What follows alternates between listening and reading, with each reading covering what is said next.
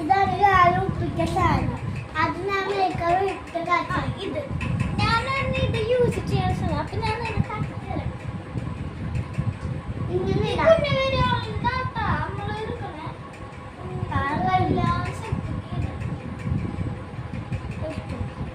എന്നിട്ട് നമ്മൾ ഇത് മൂടി വയ്ക്കാം. മൂടി എല്ലാം സ്ഥലത്തുള്ള പ്രവർത്തിക്കും.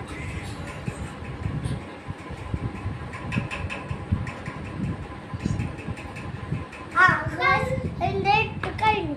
നമുക്ക് പമ്പല ഇട്ടാലോ?